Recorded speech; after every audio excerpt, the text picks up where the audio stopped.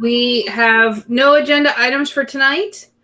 We have a few non-agenda items. First non-agenda item is the Pssa Keystone exams. Mike, would you like to Yes, Ms. Barker. Thank you very much. We are expecting more information this week from PD regarding some of the semantics surrounding the administration of the exam. And for example, one thing could be the 95% requirement. We're required by law to have a 95% participation rate. If we don't, the school usually gets dinged with a couple points. I fully expect the Biden administration and the federal government to uphold that waiver that the state applied for. And they're telling us we'll get more information out this week. As you know, at this point, the board of directors has asked us to, we talked at the academic committee meeting with the board of directors and the committee as a whole, talking about holding off until later in May to administer exams because we have a lot more flexibility now. We talked about April, we talked about May, and we talked about the fall. We decided, May would be our best course of action. And we're waiting to communicate with our families because right now we're waiting to see what PD comes out with this week. After that, Ms. Barker, we'll do our best to communicate with their families, let them know what their options may be. I think the one challenge we're going to have, Ms. Barker, is people saying, look, I'm not coming back in to test. I don't care what you do because I worry about the pandemic. So we're trying to hear from the PD, what's our options, how we can work with families and communicate. And again, I expect that to be this week. Once we know more information, I'll be sure to communicate with all stakeholders, start with the board, admin, teachers, and then our families. And hopefully that'll be done this week. If not this week, then the week after. So it's just an update, Ms. Barker, because I know it's on a lot of people's minds, and I thought we'd take this advantage to bring it up. So I'll defer to you if you have any questions or the committee. Yeah, I think your biggest hurdle is going to be communicating to synchronous families and trying to convince them to come back into the buildings to test. I don't know if there's any workaround. I guess you'll have to wait to see what PDE says for those families who did not choose to come into school this year. Is anything else? You bring up a very good point. What we're probably going to have to look at is some different schedules or modify schedules to try to accommodate everyone's needs. But, we're not going to communicate anything, Ms. Barker, until after hopefully PD comes out with information this week. And if we need to, Ms. Barker, we can always bring it up at an academic committee meeting on Monday.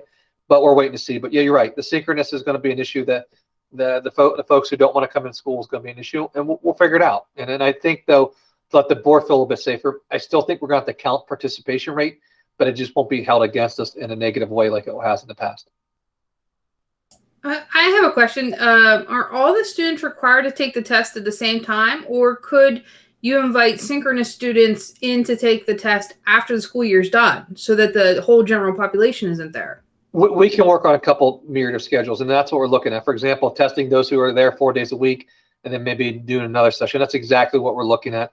And once we get more information from PD, we'll work on our calendars. We know the testing dates and windows we want to do, and we're planning for some contingencies. But yeah, once we know a little bit more from PD, we'll be ready to go. Are there any questions from the committee or the public?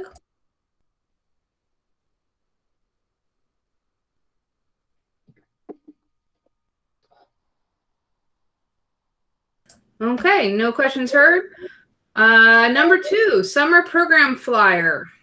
Yes, Ms. Barker. We released a flyer to our families that was sent out on March 23rd, and we're conducting registration as we speak. We're going to keep it up until April 23rd, maybe April 30th. Early returns right now, we're about 130 families have shown interest in our program. It's actually signing them up. We did survey them initially earlier than this, just say, are you interested? And now we're at a point where we want actual families to sign up, and we're about 130 families who made the commitment to sign up. And we posted this on social media, and we also dedicated a portion of the website for families to go to see more information, which just has general information, who, what, when, where, and why.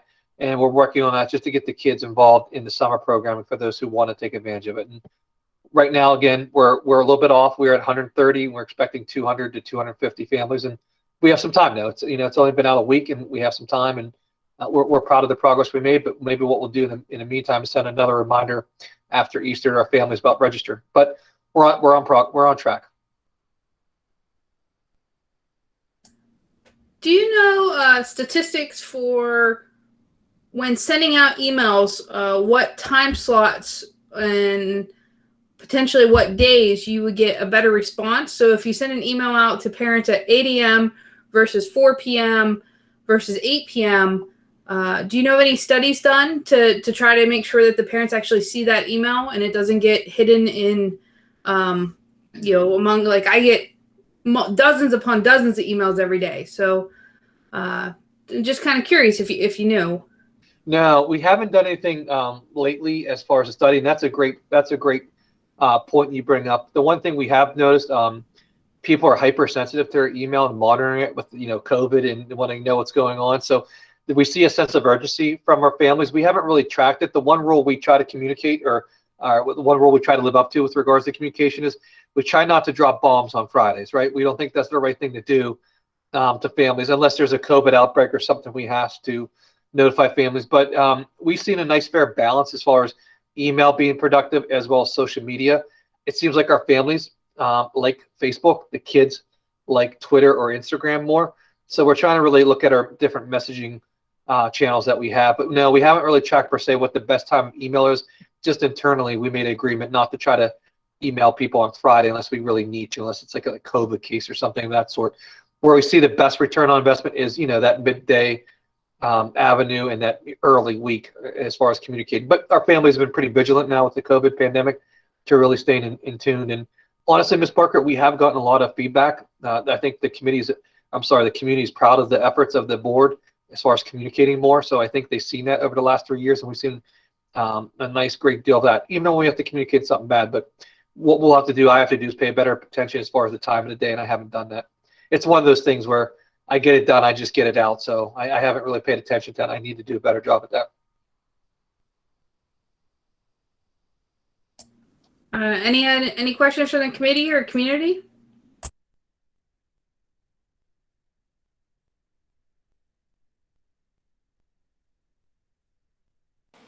Actually, I have one. What school will this be? Will the summer school be held at? Will it be exclusively one or both elementary? Yeah.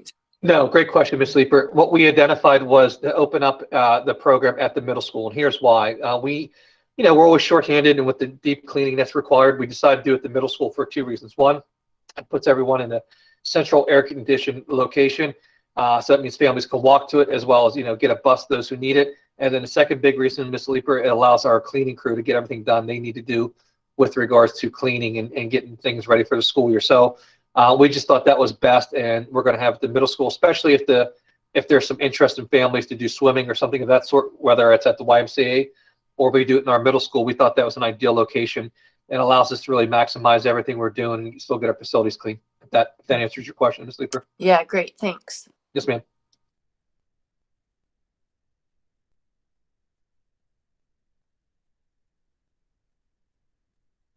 I'm joining. Sorry, I'm joining late. Where are we on the agenda exactly? Hi, Madam Vice President. We are talking about number 2, Madam Vice President. Oh, the summer program flyer. Oh, okay. Yes, ma'am. Yeah, I'm excited about that. Yes, so ma'am. You'll make it fun and zesty, right? I'll promise you academics, Madam Vice President. I have no doubt the YMCA will make it fun and zesty. Thank you. So we're in a good spot. As Madam Vice President, I was telling the rest of the committee, our goal is about 200 to 250 families. Right now, we're about 130 families signed up. So we only emailed them a week ago, so we're heading in the right direction. But we're probably after Easter or maybe late April, we'll send another reminder to families, because we want to get as many kids in this program as we can.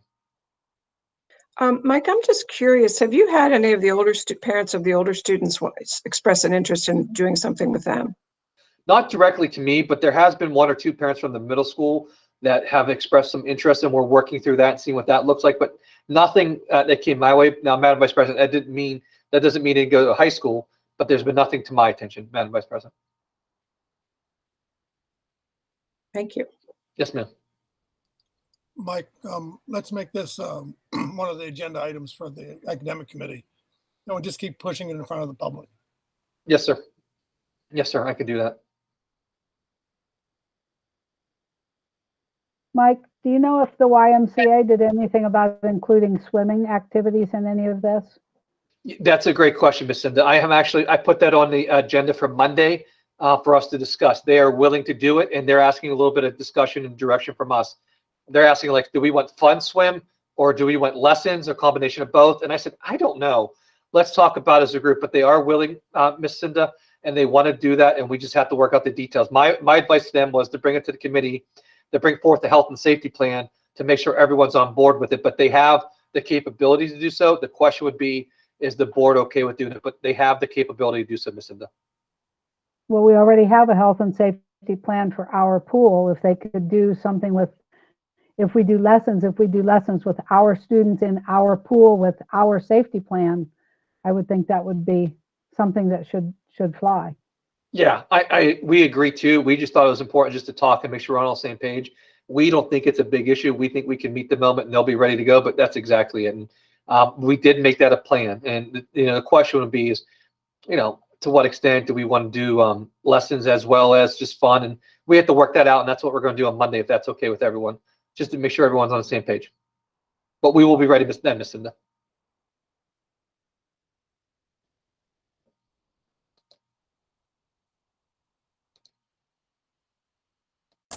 Okay.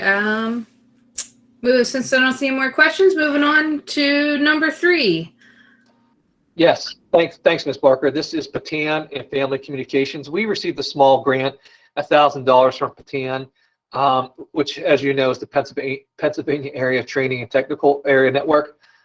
They do a lot of great work throughout the state in the area of MTSS, special education, but they also do family communications and trying to increase awareness and planning with families and stakeholders. We are one of 2 school districts to receive a small mini grant of $1,000 to help us in our effort. And we had a report out at one of their last meetings, and the district has been asked to present at a family parent engagement event later here in April. We're making a video that helps try to show that. And if you click on the link there, it's provided for you. You'll just see some of the main initiatives we took this year as far as increasing communication with families, but also recognizing our staff. What we thought was important to do in the middle of a crisis, to be clear and over redundant in our communication with families, but also pick people up when they're down. Our staff has done an incredible job meeting the moment in a lot of different areas, so we're recognizing them as well. And that does include just professional staff. It includes maintenance, secretaries. Actually, I have a request, a nice recognition for the school crossing guard at the middle school. A teacher emailed me from the middle school saying, this lady just goes above and beyond. Can you recognize her? So everyone's trying to pick themselves up and support one another during these tough times, but it was nice to be rewarded. Even though it's a small grant, nonetheless a grant from Patan for our efforts. And as a result, we were asked to speak at an upcoming family parent engagement conference here later this month.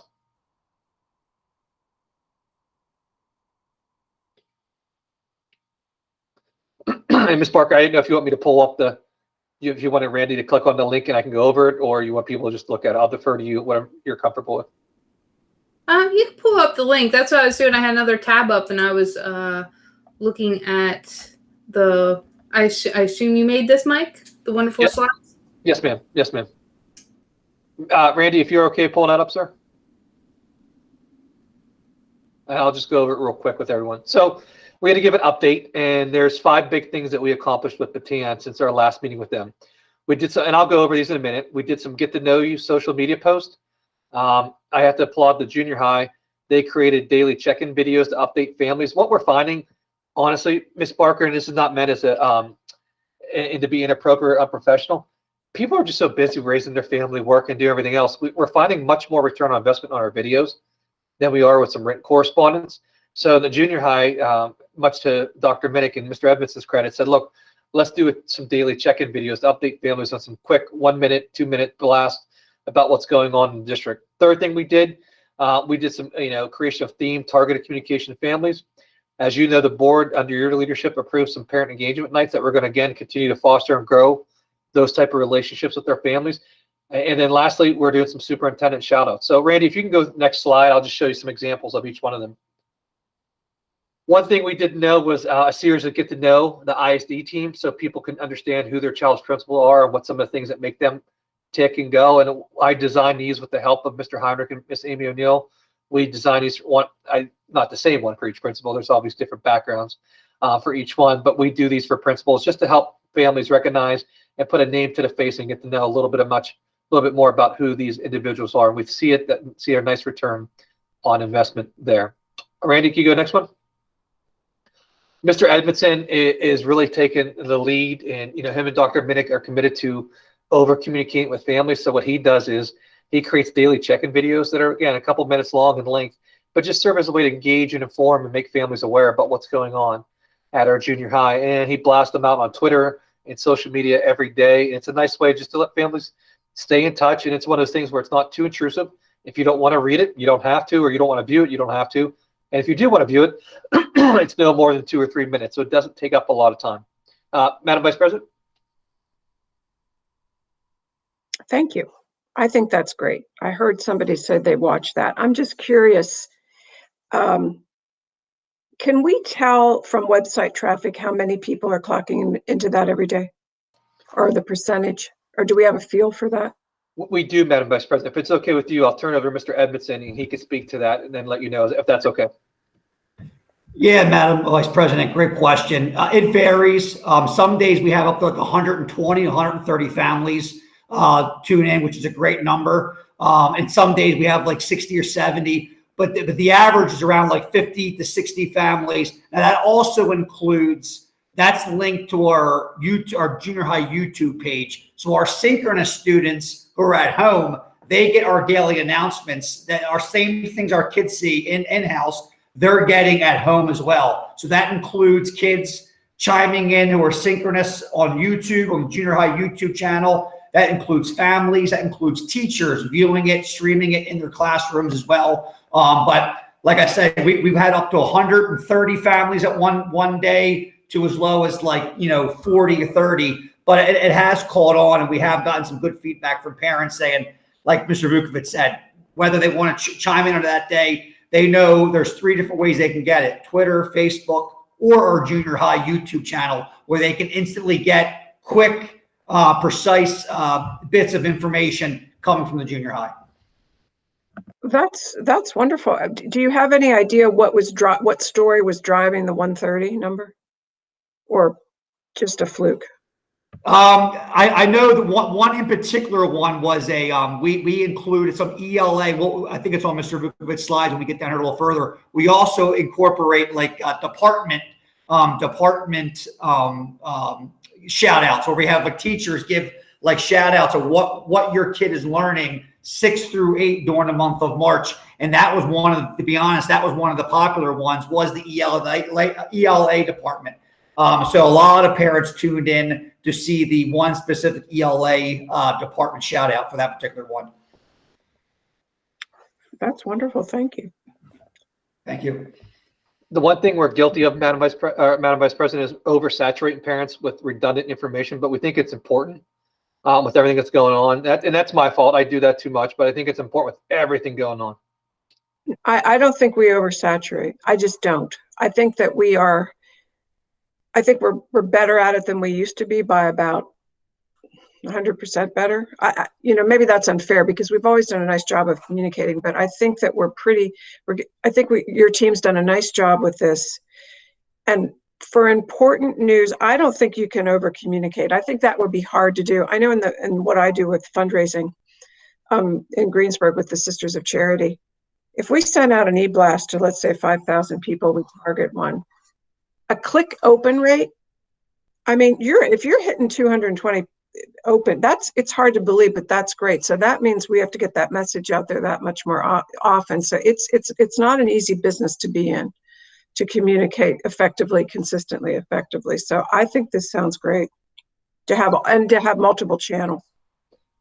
Thank you. It seems to pay some dividends. Like when I first got here, there from the board and the community in general, there was some concern about making sure we're communicating properly. I think we've done a nice job doing that. And the biggest benefit for us, Madam Vice President, exactly what you said: the multiple modes. So the social media for those who want it, the traditional email or print for those who want it. So we are definitely doing much better.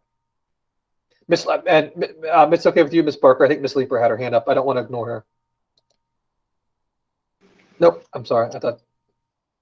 Yeah, so I think that those videos are fantastic, and I just want to piggyback on what Julia said about communicating. I think that your team is doing a phenomenal job, and I really like your modification of infographics before a lot of text. because sometimes parents don't have time to read a 2-page letter or a 1-page letter, or they're not interested. But if they can get the major points, and again, that's a different modality. It's visual, picture, pictorial, fewer words compared to paragraphs. So I think that you guys are doing a very nice job of meeting those multiple modes of input, as well as where people can find the information. Thank you. The biggest downfall is I'm not as photogenic as Mr. Heinrich or Mr. Edmondson. They got to deal with this, and I have to. Hey, it is what it is. But we're getting there. At least we're communicating. So I try to use audio, but that's even awkward. So now I'm stuck using my face. So, Randy, can you slide down to the next one? Again, we did some more targeting communication. The one thing that what we learned is, and this came as a result of our parent stakeholder group from our comp plan meeting, they want to know what's going on. They want to be involved. Yes, they trust us about what we're doing, the things we're doing, but they want to have some input. And they want to be known, and they want to know sooner and upfront. So we're just, again, doing some real now targeted, specific communications about events going on, not just the good things, which we do, but the academic things as well, because we find our families want to know. And, Madam Vice President, Ms. Barker, and everyone else, the biggest way to erase ignorance or, falsehood and false hopes is by telling the truth. So what we do is we try to make sure we get out in front of it and tell the truth and say, hey, this is what we're doing. Here's why we're doing it. And again, it's in written print, but it's also video as well. We think that's been, again, the videos have been paying some major dividends on for us, because our families are on the go. And this is something that quickly they can look on their phone and watch and view if they so choose. So I think we're getting better at that. We got to continue to work, but we're getting better in that area. Randy, can you go down next one? I'm sorry. These are the family parent nights that are going to be specifically designed based on the needs of the school and or the students. So we're going to design them for next year as we go, and that's something we're excited about moving into the 21-22 school year. For example, with APT, we're changing the way we do parent-teacher conferences, but we also, for those who want to, now we can make them remote more than ever and better than ever. For a long time, we expected everyone to come in, and for some families, it's easier if they do remote. And we want to continue to try to, morph that and manage that to make sure that we're connecting with our families, because they matter and their input matters, but some just can't come in. And then you make false interpretations that our parents are disengaged. Well, no, they may be working 2 jobs, right? And they may be able to take 15 minutes off their work break to chime in and talk to a teacher than, taking the whole day off for work. So we're getting better at meeting them where they're at. And I have to get better at that myself. And, I have a lot of work to do, but our team's getting there. And we're really doing that. And they're committed to that, because our goal as administration is to eliminate barriers, right? While creating, being more responsive and creating awareness about the things we're doing at school. And this will go a long way in doing that. And then, Randy, if you go to the next one. This one's silly, but we do shout outs, right? We just try to, it's like almost like positive behavior supports for our teachers. They do a lot of great things. There's a lot of things going on. And this is just one example. A couple of years ago, when I first got here, and everyone was working hard, but I don't know if our school-wide positive behavior intervention support teams were working where they should be. Fast forward to year 3, we're now being recognized for the work we're doing from Patan in the state. So we're getting where we need to be. And you see that now at the 4 or 5 buildings, as well as creeping up to the junior high and eventually at the high school.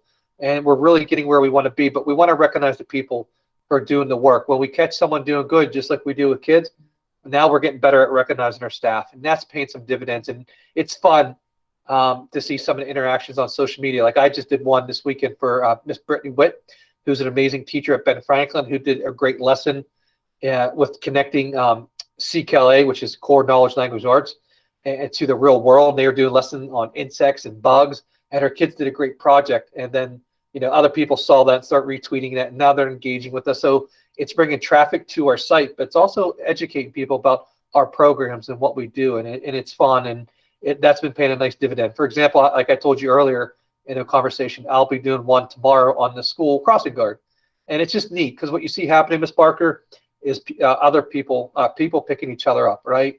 Which is kind of cool. Like I had a teacher email me saying, "Hey, the crossing guard at the middle school is amazing. Let me tell you why she deserves a super shout out." Then I hear about the janitors, all the hard work they're doing. And those are people I often forget about or don't give enough time and consideration to. So we're just getting better at it together. And everyone feels better when you take a genuine interest in them and genuine appreciation in them. And we're just, as an organization, we're trying to get better, because if you talk to, Rob Heinrich or Justin or Kevin or Aaron or Wade, they're always going to tell you organizational health matters. And what can we do to always constantly improve the climate environment we're working in? And that doesn't mean everyone gets their way. It doesn't mean that everything's easy or that, we don't have fierce conversations. What it means is we can dissent with dignity, but we respect the work and efforts people put forward, and we want to try to recognize them for it, if that makes sense. Any questions, Ms. Barker, from you or the committee on the slides that we submitted to Patan? Cinda, did you have a question? I did, but Mike answered it, so that's fine. Thanks. Yes, ma'am. Yeah, I just want to say, Mr. Edmondson, about the junior high shout out, or the daily reviews in the junior high. It's been, as a parent from the junior high, it's been extremely beneficial to know what's going on. Sometimes your child doesn't always tell you. So thank you for your shout outs. Thank you, Ms. Barker. Okay, number 4, the comprehensive plan updates. I know there are 4 board members, myself, Tom, 5. I think Julia's on there too, on the comprehensive plan. Walter, Tamara. Can we have an update on that, please? Yes, ma'am. We had 2 meetings so far. The first meeting was building a foundational understanding of equity, and the second meeting then went to about value statements. What we're going to argue to this committee tonight is, we can have all the greatest strategies in the world, and they're all evidence-based, online, and productive, but culture matters, and we want a positive culture. We want people understanding our why and what we stand for and what matters to us. So what we did at the last meeting, Ms. Barker, was we got into various different subgroups: students, staff, admin, families, and community, and they developed value statements, which you can click on the links there. And what they're saying is, these are what we believe in. These are our values. This is what we're going to uphold to. And my job is part of the engine here is to see what we could do to always hold ourselves accountable for making sure we live up to these value statements, because we think that's important. And I have to tell you this, Ms. Barker, and I'll defer to Mr. Heinrich and anyone other administrators on the call. The most beneficial thing about this whole entire process is giving the students a voice. I've been amazed, impressed by their dignity, their level of professionalism, and the amount of input and feedback they have given us as we continue to morph this out and talk this about. For example, my biggest takeaway from our first meeting, Ms. Barker, was we were talking about, equity and how do we have to eliminate barriers to access, right? We provide hope and opportunity for kids. And the one kid said, look, if you would just take a hard look at looking at some of your prereq requirements to get into AP or honors classes, there'd be a lot more kids in these classes. And it's caused us to really think about, how do we build a system that equity is the heart of it? Because tell me, why don't all kids deserve an AP curriculum? Why don't all kids deserve honors classes, right? They deserve the chance. Now, if they're not doing well, I think it's incumbent upon us to maybe look at options of, advising them out. But the fact is, sometimes what the kids brought up is sometimes we deny kids the opportunity to be successful by the barriers that we put up as a system. So we have to take a hard look at our system, and that's exactly what we're doing. And that feedback came from one of our students, which it was neat, Ms. Barker, because the kids who we're building the plan for should have a voice in it. And that's what we allowed. But we also allowed the community. We also allowed the families. And our motto, much credit to Madam Vice President and Mr. President, is they told me very clearly, if you're going to do this, don't waste my time, and make sure that everyone does this, and that they're the architects of our community. We want to make sure that everyone has ownership. And I agree with them. We don't ever want to use the word buy-in, Ms. Barker, because I'm not a used car salesman. I don't sell anything. I want people to own the work that we're doing. And that's exactly what's happening. The community has been nothing but great. You're looking at a state rep, you're looking at the Chamber of Commerce CEO, other people who want to have an invested interest in our community be thriving, giving some input, but also our families have done an amazing job. Them coming to say, hey, look, this is what I think you could do better. That's real input for us. And that builds some ownership as a community, because the biggest flaw out there, Ms. Barker, is that everyone thinks that these kids are in school more than at home. When you really look at it, they're outside with their peer groups and their friend and in their community far more than they are in their school when you take in the totality of a 365 day. So what we're doing is we're building ownership, and we're building a team. And I'm quite proud of the work we're doing. And these values are reflective of such. And some of them are some difficult conversations and some fierce conversations, but we need to get there. If we want to go where we're going, we need to actually have these conversations. And we're actually doing that. And I'm quite proud of the work. Mr. Heinrich or any administrators, if anyone want to add to that conversation, please do. But I'm quite impressed with the group we put together. And I'll tell you, Ms. Barker, I was the first one to be scared. We put 60 people in a room together. It's hard to manage it, but they've done an incredible job. And we learned how to manage and lead them. And we're getting there. We're making strides. And our next meeting is April 28th, and we'll talk about data and needs assessment. Because I think, people don't understand is the switch in demographics that occurred in the Indiana Area School District. Again, backdated a decade or two ago, 10, 15% free and reduced lunch. Now you fast forward to this year, we're at 45%, 46%. And I got to tell you, Ms. Barker, I think that number's higher. The reason why I think it's low at the time, because meals have been free for everyone. So no one had to turn in the paperwork yet because of, the feds allowing that to occur. When that paperwork is required again, I think you could see an increase. My point is our demographics are changing, and that's a good thing. It's an opportunity to improve our system. And that's exactly what this comp plan is designed to do. And we're heading in that direction.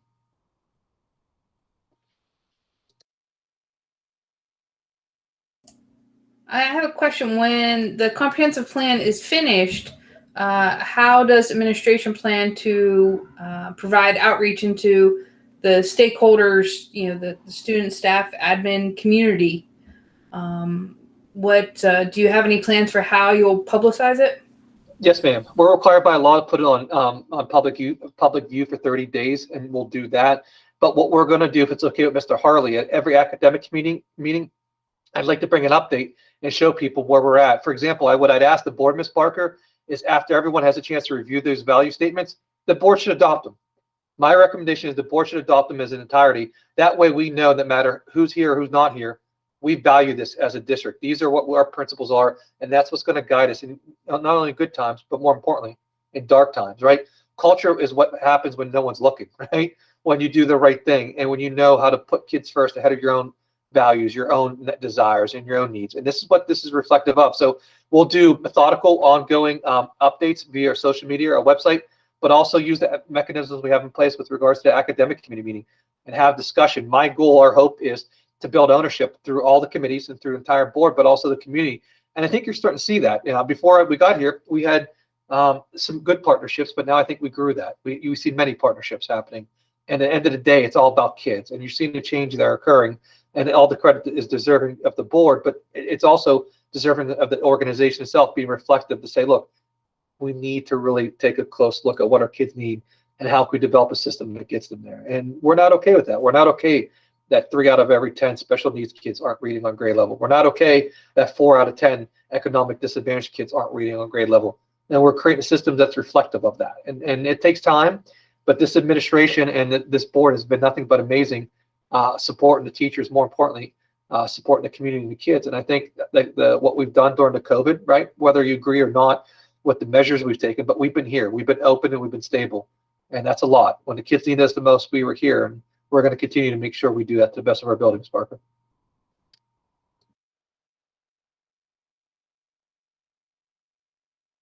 Any questions?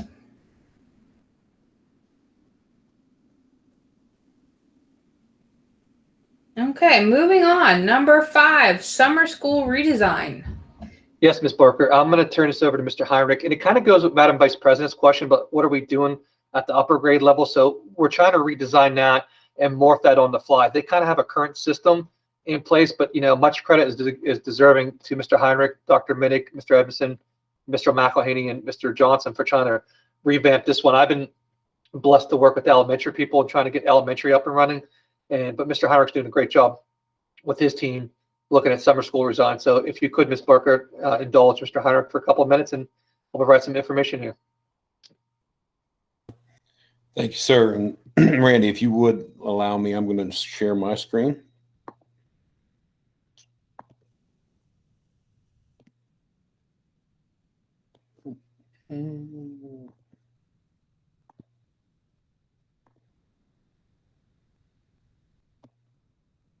Everybody see that?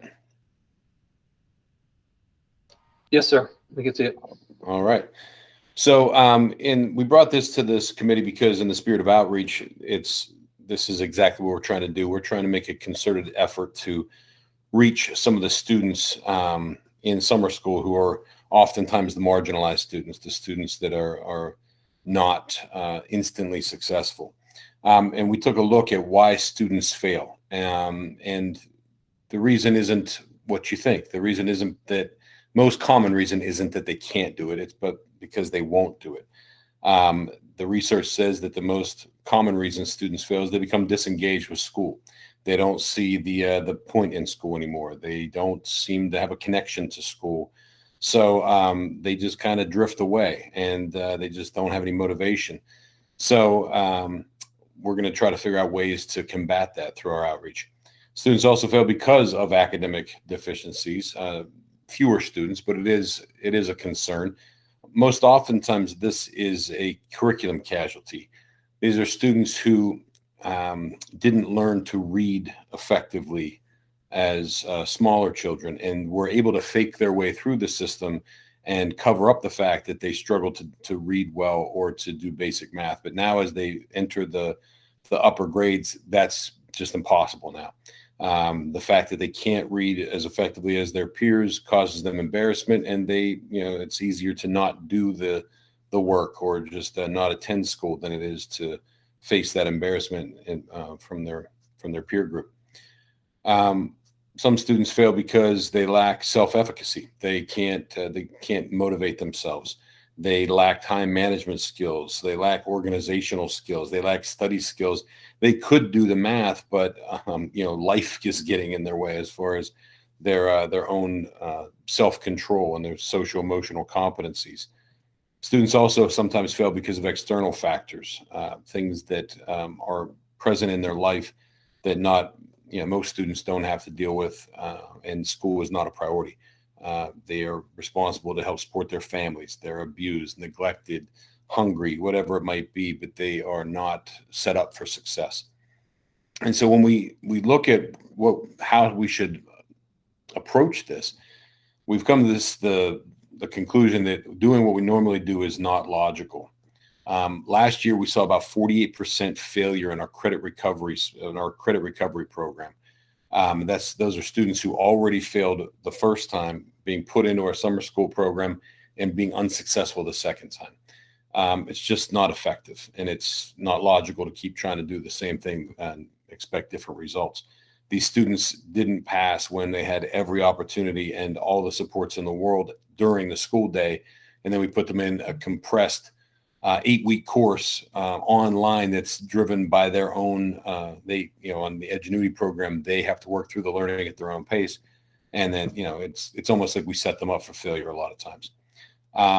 So instead of just doing that and hoping that this time it will click, we really want to look at the barriers to success. We want to look and see if it's disengagement, see if there's an underlying academic reason, see if there's life issues that are in their way or self-efficacy issues that are in their way, and really treat the disease, not just the symptom. We really want to get them some help overcoming whatever that barrier is. And really how we're going to do is we're going to focus on relationships. We're going to try to re-engage those disengaged students. We're going to try to address the learning deficits. We're going to try to build the social emotional competencies and help them overcome those external factors. And the way you do that is through care and support. And that's why you see the relentless support. That's our new motto for summer school. We're going to be relentlessly supportive. We are going to be annoyingly supportive. If we have to, we're going to call you. If you're not doing your work, we're going to call you. If you don't answer the phone, we're going to come knock on your door and sit down with you and figure out what's going on and what we can help you with, because that's what we should do. That's our job, is to do whatever it takes to make you successful. So that is going to take on a new design. So typically we hire between 10 and 15 staff members to teach the slate of courses for both our credit advancement and credit recovery programs. We're asking the board to consider, and we're going to discuss it here. We'll discuss it at the academic committee, is to use some of the federal funds designated to address learning gaps and learning loss because of COVID, and hire some extra positions who are tasked with building those bridges and breaking down those barriers that are in these students' way. One of those positions would be student mentors. We had 56 students in our credit recovery program last year. We figure if we had 2 mentors and we hired those mentors for about 4 hours a week, they could spend their time simply reaching out and connecting with those students, setting up a meeting with that student, whether it's in person or via Google Meets, and really just talking to them about their experience. Just almost becoming like an adult expert friend that's going to, really dig into why they're not successful under normal circumstances.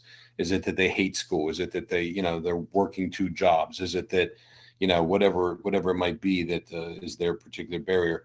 And the student mentor is then going to connect them with resources, whether it might be a reading specialist to help address some reading deficit they have, or connect them with a food program if they're hungry, whatever it might be. But then also check in and keep pushing them. Say, look, these things are barriers, but they're not. It's not the end of the world. We can overcome this, and teach them that resiliency that they need to have. We're actually going to get a curriculum based on social emotional learning for teenagers that really focus on study skills, organization, time management, peer interactions, dealing with conflict, dealing with emotions, negative emotions, and actually explicitly teach them some of these strategies to overcome these things. And just, once again, be relentlessly supportive. Contact them. If they don't answer the phone, we go to their house, we talk to their mom, we figure out what's going on, how we can help them, and we set it up, for their success. We're going to change the teacher job description, and we're going to rewrite it to emphasize the importance of personal connections and support for these students. We're going to make sure that they not only have to facilitate the work on Edgenuity and grade those assignments, but they also have to make a personal contact each week with each student on their roster. Now, for some of these teachers, they only have 6, 7 kids in their credit recovery course in the summer, but others have upwards of 25, and that's a tall task. So if they can't make a personal connection with each and every one of these students, then they work with that school, the summer school coordinator, to help them connect with these people once a week. And it's just, once again, a touch point of a human being sitting down with another human being, even if it's for 5 minutes, just to say, hey, where are you? What'd you do last? What are you going to do next? Do you need any help from me? Do you need help from anybody else? And we're just not going to let students fall behind. We're going to be relentlessly supportive. This plan would possibly require additional services. I mentioned the reading specialist earlier. If we identified a student who just, came out to the student mentor and said, look, I just can't read, we could potentially hook them up with a reading specialist who could diagnose where they are and address that reading deficit privately, away from the public eye, so no one would know other than the reading specialist, that student mentor, and the student themselves, but really dig down to the root cause and get that kid some help. It could be any number of resources, someone to help them teach math, someone to tutor them in writing or something like that. But those services we would write so that they were positions as needed. So if no students needed any assistance, then we wouldn't have to hire anybody. But if somebody needed to tap into a reading specialist or a school psychologist or whatever it might be, we could hook them up with those out, for an hourly session or 2 during the week. And we could control how many hours are spent with these additional services. We also want to incentivize this, and we want to focus on the behavioral aspects of it. So if you go back to your old college days and your behaviorism, you can either reinforce positive behavior, or you can punish the negative behavior. And the way school has always been set up is that, well, it's kind of a punishment model, right? You don't pass the first time, we make you go to school in the summer. What we want to do is we're going to turn the table on that and say, look, we're going to give you an opportunity to succeed in the summer.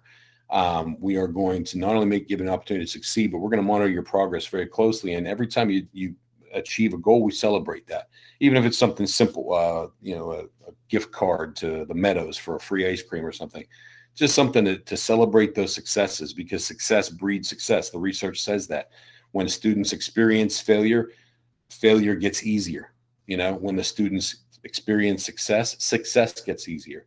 So we want to make success easy, and we want to make school fun. We want school to be something that they connect with. Now, we realize that some of the kids in the senior, upper grades, juniors and seniors, aren't really going to respond well to this. They're a little bit past this, but those students in junior high who are at a turning point in their life really do need to have incentives, and they really do need to experience those successes, because failure becomes a bad habit very, very easily.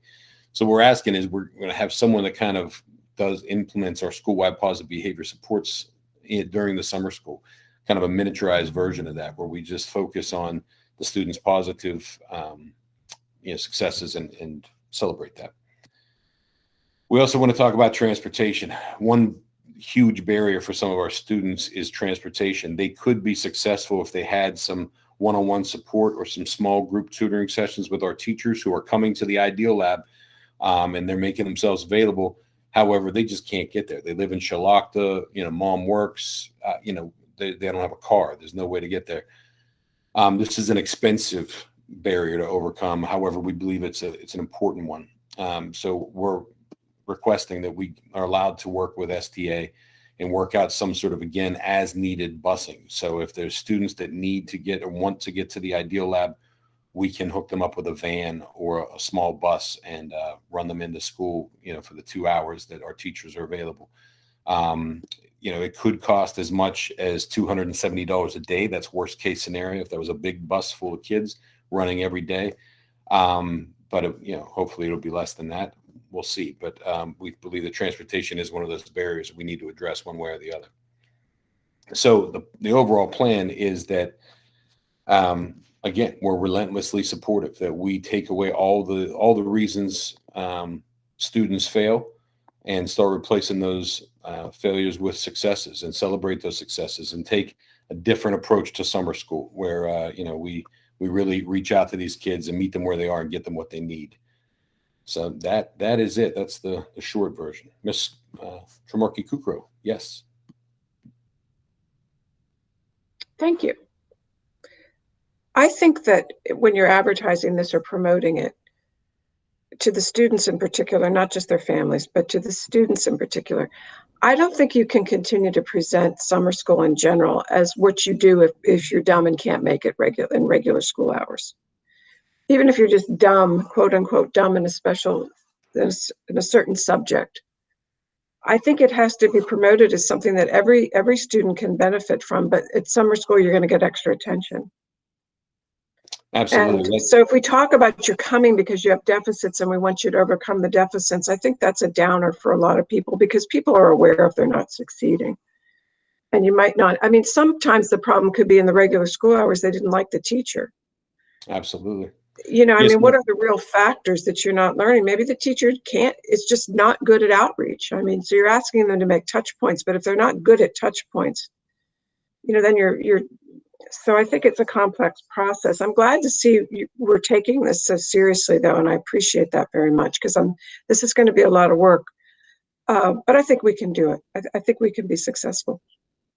Yes, ma'am, and that's exactly it. The students that end up in summer school are going to be there because they failed a course and they're signing up for their credit recovery. They won't really know unless they tune into one of these meetings that we're taking a different approach. It's just going to happen naturally. We just want them, they'll be enrolled in that English course that they were unsuccessful in 8th grade.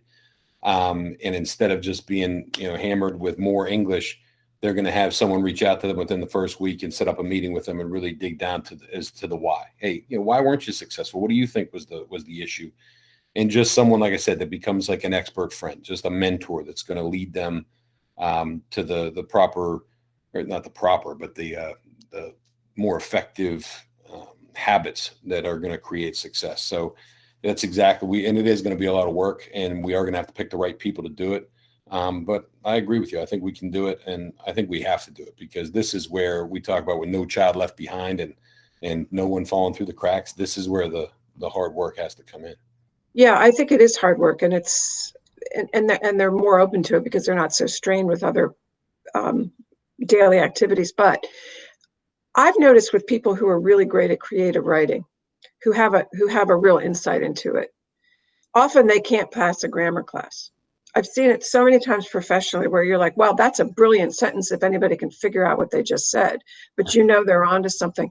So there are people who have done very well in classes, for example, in one way and not another. They should be encouraged to come in. We can help them be better creative writers by straightening them out on some grammar rules or whatever. And I think grammar's, excuse me, because I'm speaking with educators, but I think it's overdone. And I think texting is kind of proven that we can all communicate without being always grammatically correct. And So I just feel there's niches you can fit into where you can really pull some real talent out of people, not just that they get good grades, but but they learn where their talent actually is. And you can do that, I think, in summer school. I think it's well done. So thank you. Thank you. I'm not sure who had their hand up next, but Mrs. Broad is next on my screen. So, Ladies Okay, first. I have several questions. Well, not questions. The first one's a comment, and I've said it before, especially during COVID. I've been preaching it. This is something that we need. We need to change the approach in summer school, but this type of one-on-one concentrated attention for students who are struggling needs to happen during the year before they fail. When they fail, that's like just a sentence of death to them. They may have started out working really well at the beginning of the year, and then they hit a snag. And if they had some support, active support, they can make it. I know this is true because I worked with Aaron Eisenman at the ICTC in the tech prep program, and those kids just needed some support. So going toward the tech prep, how many, Rob, do you know of the 56 students who took summer school were ICTC students? And how many of the 27 who failed that same course were also ICTC students? Is this something that is even a partial majority of being ICTC related? I cannot answer that tonight. I can definitely answer it for you tomorrow when I have those numbers in front of me. All I did for this was just look at the failure rates. I didn't really drill down to what the student is, whether they're an ICTC student or not, but I can get that information for you. Yeah, I don't know. I can tell you from personal experience that when the IC students that I worked with, when they started, if they started out with B's, they were ecstatic, and then they went to C's, and then they went to D's, and they got depressed, and then they were F's, and they wanted to give up. And when they were supported, they worked their butts off. And I don't want to say we saved them, but there were a lot of students who got C's and D's instead of F's. There were a lot of students who were successful in those courses in their academics. So just thinking along those lines, I'd appreciate if we'd keep that idea always with us, to always concentrate on the ICTC kids, but also look at what worked with them. I don't know. I believe the math teacher and the English teacher are still at the technology center. I don't think there's a science teacher. I don't know what's going on up there now, but if we could if we could use them maybe to be involved in this summer program, because they would already be aware of and know and be familiar with the ICTC kids. And yeah, that's it. Work with the ICTC teachers if they have that, if they still have those teachers in the school. Yeah, we absolutely can look into that for sure. And I'll find out, how many of those students are ICTC students and report next week at the academic committee.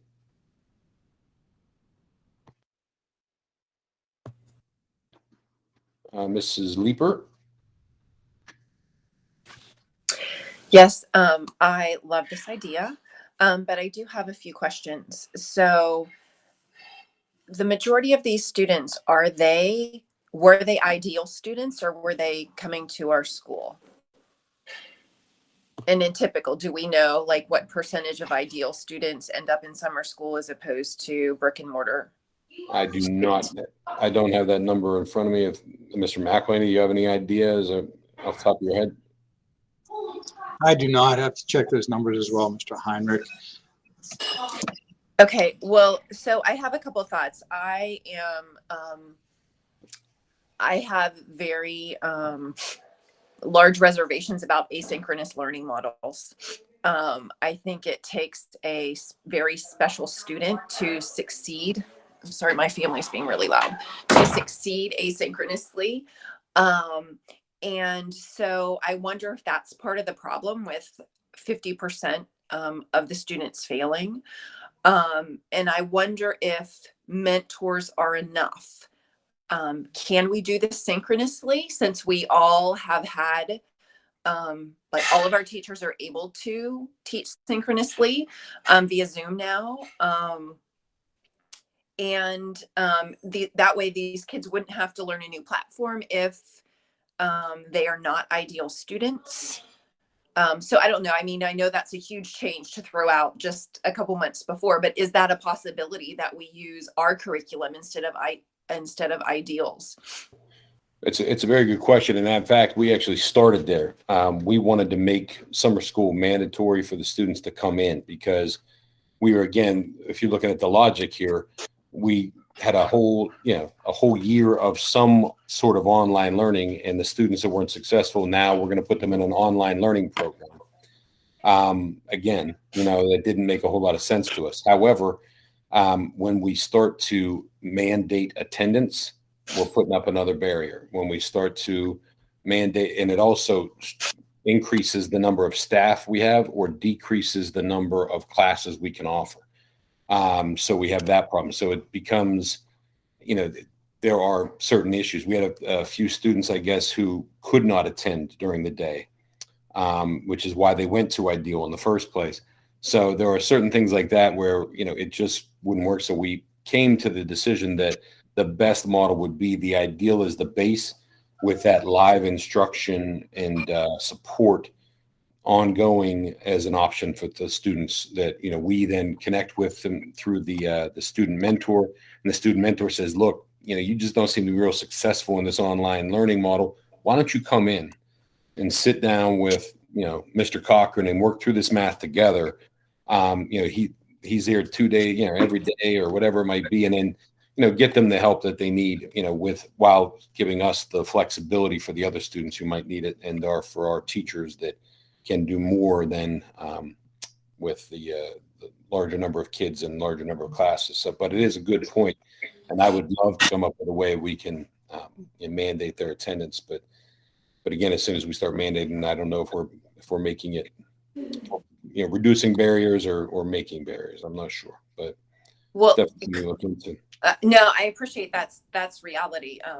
And I appreciate that you guys looked into that. So would there be an option to have like a daily live Zoom session on Google Meets for question and answer to review the content of that presented lesson? Because the way I understand it is Ideal is just basically canned lessons that Indiana did not make, that school districts all over the state or the country use. And there's not a lot of interaction other than, like fill in the bubbles and automatically graded tests.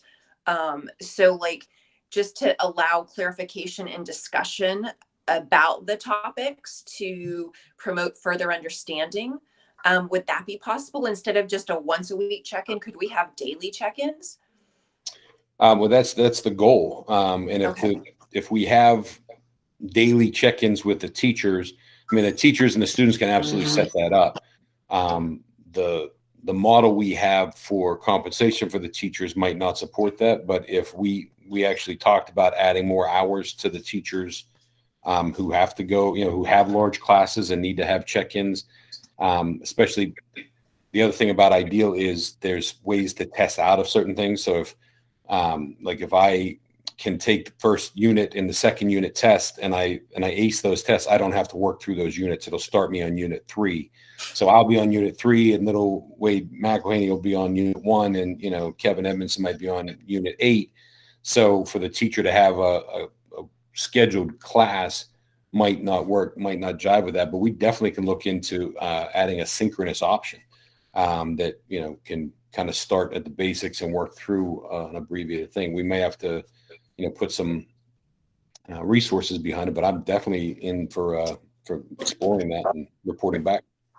Okay. Or maybe just a Q&A, maybe not like a teaching session, but anyway, yeah, that's great. You guys are wonderful. I appreciate that you are looking into all of this and looking at the numbers of our data that showed that we weren't really successful last year. So kudos to you all.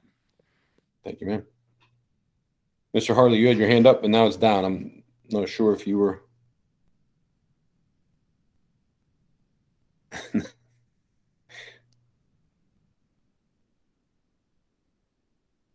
Mr. Harley? Yes.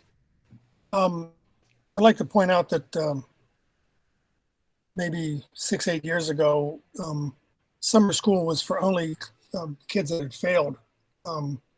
And you actually had to fail. You had to have an F. A D wouldn't get you into the Indiana summer school program. So what's happening here is we have a history to overcome of only summer school for failing students. When we opened it up a bit, we found that students were taking summer classes in order to take more classes during the regular year that could normally schedule. So I think where you're heading with this, Mike and Rob, is great, to make it 12 months of education.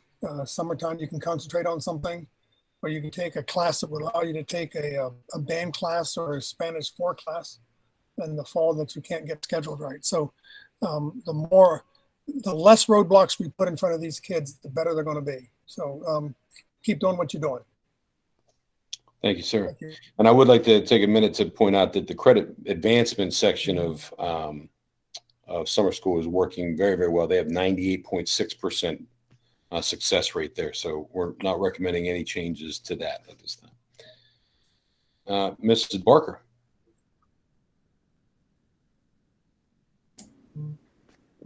Is this grades 6 to 12? Yes, ma'am. Okay. Piggybacking on some of what Tamara just said, with synchronous versus asynchronous and ingenuity, would it be possible for teachers to record like an extra teaching session on a lesson that's in ingenuity just for more help versus the synchronous? I know of one family that currently is doing the ingenuity program, and the student sits down, the mom sits there with them, and they work together. So it's like the mother's the teacher, kind of giving them extra problems, helping them through it. And I didn't know, maybe if you couldn't do something live, a recorded lesson from the teacher, just so that students can see it another way. Some of my other comments are, it'd be interesting to see what previous students had said, why they didn't pass summer school previous years. What exactly was the barrier?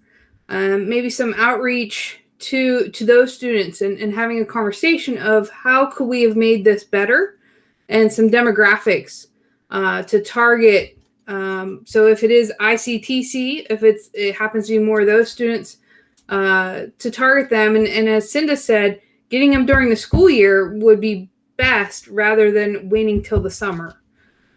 So as we go forward with our programs, how can we make it better?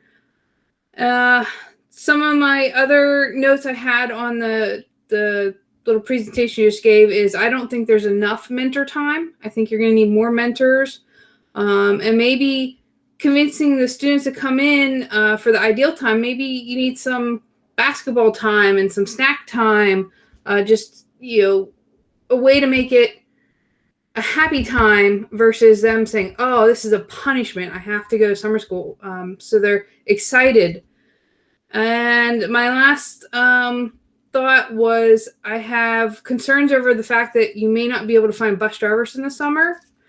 So maybe starting that conversation with STA and what it will take to find bus drivers. And it might include a little bus bonus, because the bus drivers over summer typically go on unemployment, and it would mess up their unemployment to work one day here, one day there. And for them, it might not be worth it because it's a very low paying job to begin with. And that's it. Yes, ma'am. Mr. Schroth? Yeah, thanks, Rob. I'm have a question here.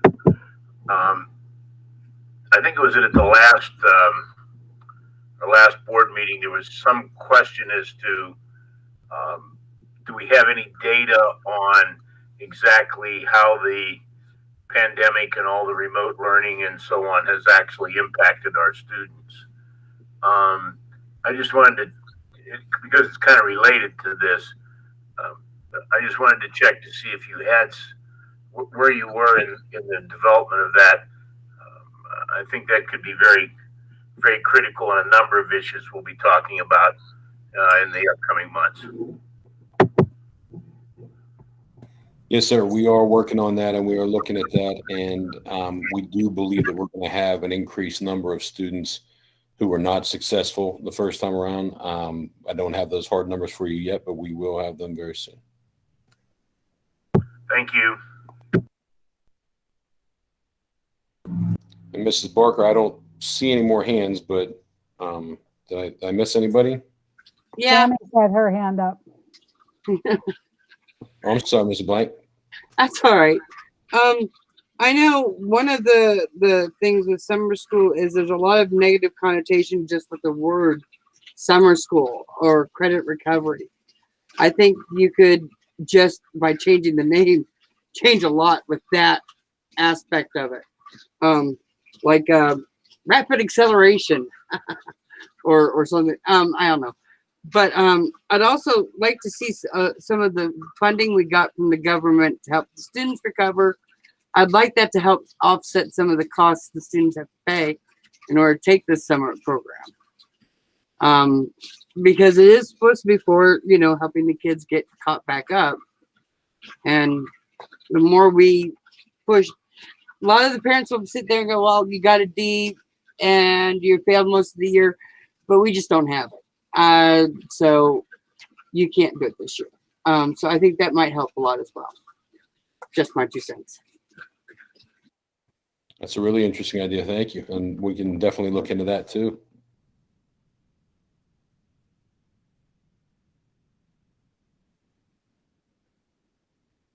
Mrs. Barker, I don't know if I don't see any hands up now. Tom, you're unmuted. Do you have any questions? Nope. Okay. Tammy, that's a great suggestion. I know of a few families that the cost barrier was preventative for their child to get the summer help.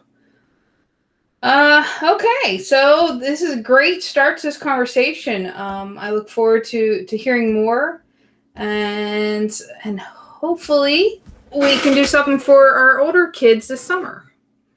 Let's see. The next on the agenda is number 6, providing after-school learning opportunities.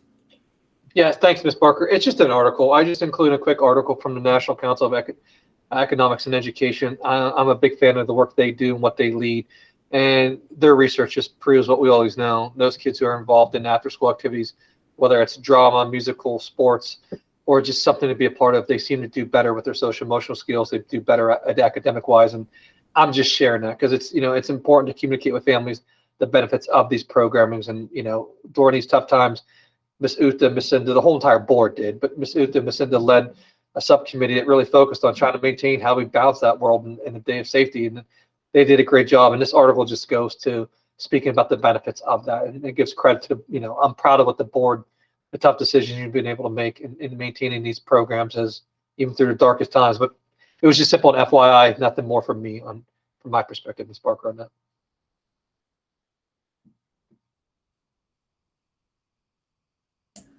Okay.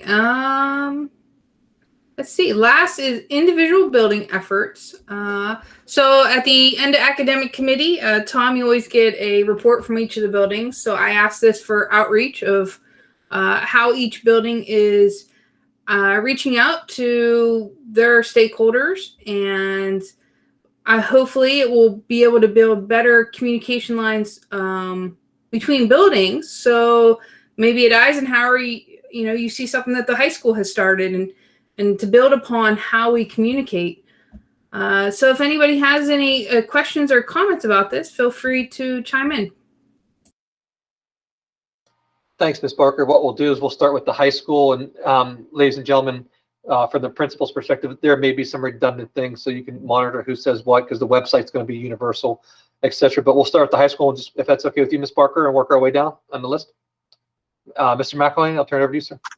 Thank you, Mr. Vukovic, and thanks for the opportunity to share all the different ways in which we do communicate here at the senior high school, whether it's you know, across the spectrum with all parents and students, or whether it's targeted. we are working toward, and you'll see a common element in many of these, the APTT program. Mr. Vukovic and Mr. Heinrich have been working diligently to bring to us, and our opportunities to engage our parents in an interactive, engaging ways. We do have the school website. We have the traditional things such as a school newsletter.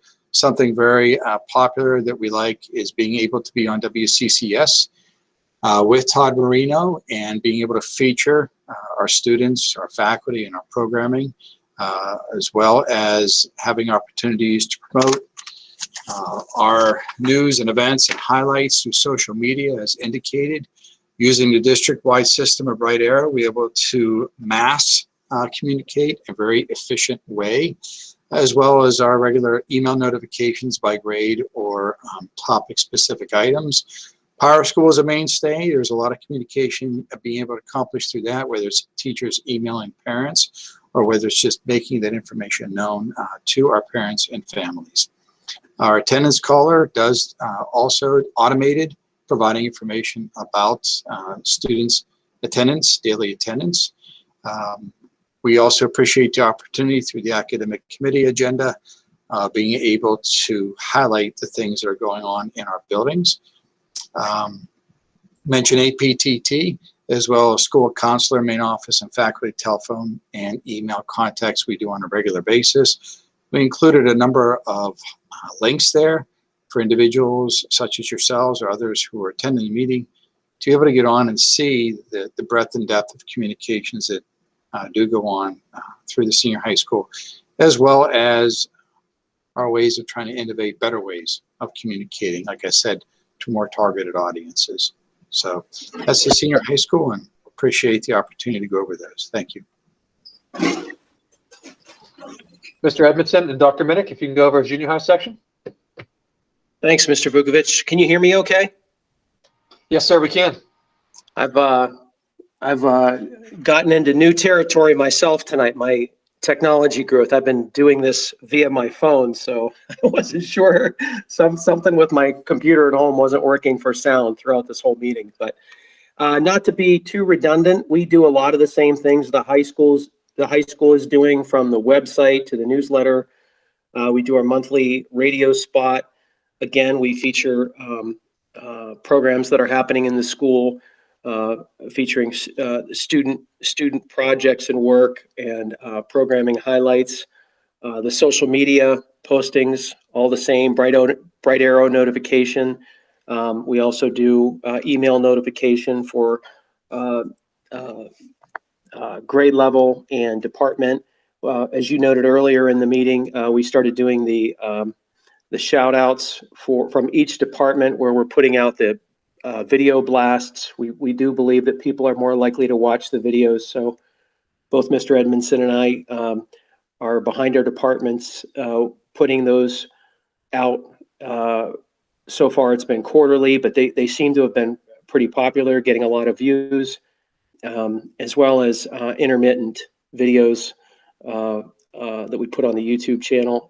You noted earlier also the daily announcements. It's great to get up to speed with technology and be doing that and have it posted on YouTube for our synchronous learners, or the students that are at home. It's nice to be able to reach out to them. So eventually we'll be handing the baton over to our students so that those announcements are more student-centered. That's always been our initiative, to take morning announcements and allow students the opportunity for that type of programming and outreach from their perspective.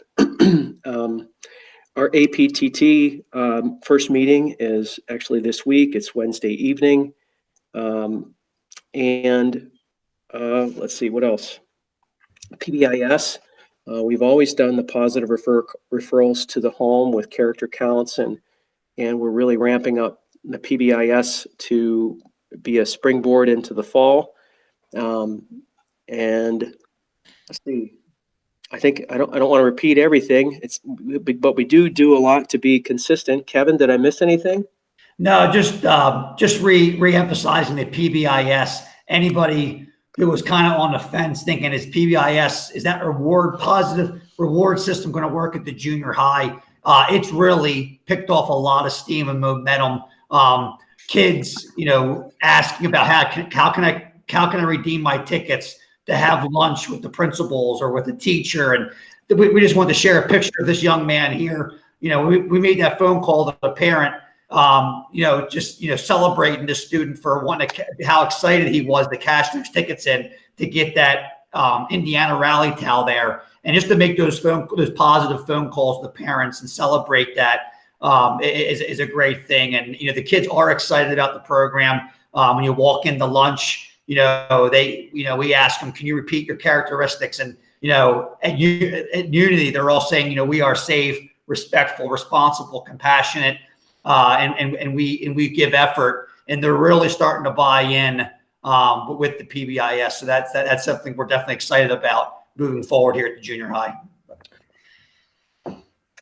Yeah, some of the things after talking with Eisenhower and Horace Mann, some of the things that have worked for them, we're getting aligned to implement some of these characteristics at the junior high too, like lunchtime incentives, and just to make it light and welcoming and just positive, just to continually build on the positive culture at the junior high. Thank you, Dr. Minnick and Mr. Edmondson. Randy, if you could slide now, we'll turn over to Aaron to represent the 4-5s and tell what's going on. Ike. I won't repeat like all the things that were said earlier, but again, thank you for this opportunity. I guess, again, we had the APTT parent night the other night. Mrs. Bothell did a phenomenal job. We had a parent response. So for our first outing, we were very happy, and we look forward to moving forward with that. Again, the website's always there. I will give Mrs. Bryce a shout out. She changes our pictures almost weekly on there, maybe every couple weeks. Different pictures are going to be up there. So check in and see what we're up to via the photos. So you get a photo log on there. But the one item, we are working on the Ike TV. We do not have the daily announcement on YouTube yet. Mr. Sharon is looking at getting equipment and things so that we can do that next year and so forth. So we're using some of the grant money that was given to us through our STEAM program to try to get that up and running. And the thing I really want to highlight is our SEL program, which is Pssa, that you were so generous to give us and I believe so strongly in. One of the best things that I see with our children is the Pssa Kid of the Day compliment sheet. The way that works is there's a kid every day in the room that's picked as the Passa Kid of the Day. And every kid gets to be the Passa Kid of the Day at some point, multiple times during the year. It's not based on grades. It's not based on activity. It's not based on anything. Everybody gets to be Passa Kid of the Day at some point. And basically what happens is everybody gives that child compliments at a certain time in the day. And that the teacher records those compliments on the sheet. And then the kids take the sheet home and share it with their family, and they add compliments and they bring it back, and that becomes a form of communication. And with some of our children, that has really, you see the Passa Kid of the Day stickers on them. They come and show me their compliment sheets and can you add something to it? I've just seen that part of the SEL program has really taken off in our building, and it's something the children really enjoy. And I had one little guy, he had a Passa Kid of the Day sticker on his coat, and I said, congratulations on being the Passa Kid of the Day. And he's like, oh, that was last week, but I like hearing it, Miss Eisenman. And I'm like, cool.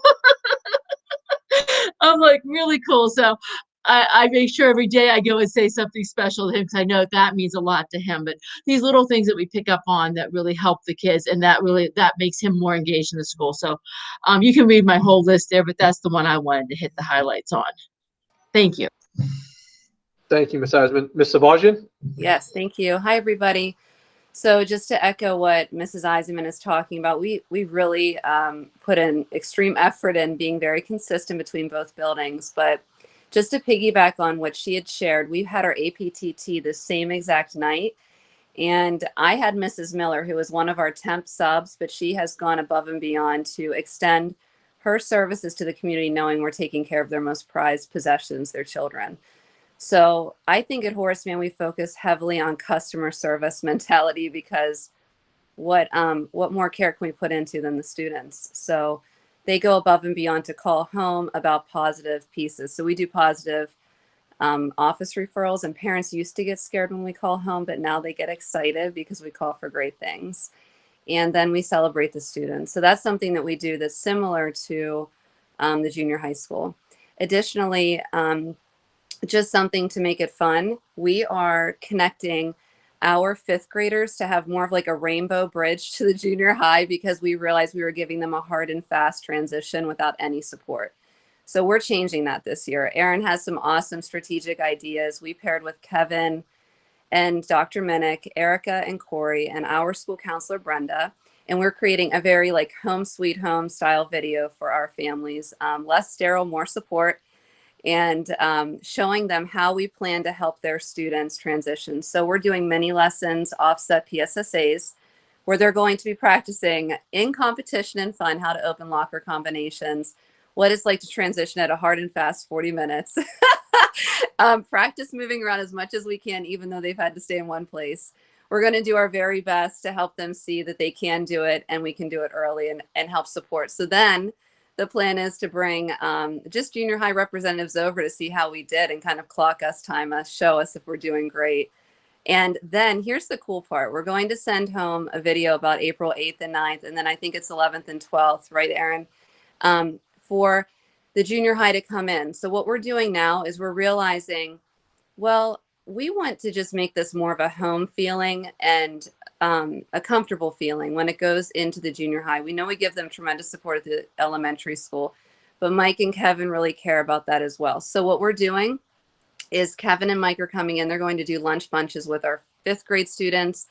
Corey and Erica are coming in to do lunch bunches with some of our fifth grade students just to get to know the new principals. They're getting two male principals. Is very different situation. So we're just trying to just soften that transition. So that's what we wanted to talk about today too. And the way that we just wanted to express that to the community. So that's what we're up to at the fourth and fifth grades. Thank you, Ms. Savagian. Ms. Barker, Kelly, and Dawn are having their APT parent night, meeting tonight. So they're not able to join us. Their reports are in front of us and for us to look at. But other than that, Ms. Barker, I'll turn over. That's everything from the schools. I'll turn over to you and see if there's anything else that you have for us. Oh, we have Tom. You raised your hand. Yeah, I'd like to remind everybody about Ben Franklin's effort to do an outdoor classroom. They're trying to raise money, get the design, and have this in place for the fall.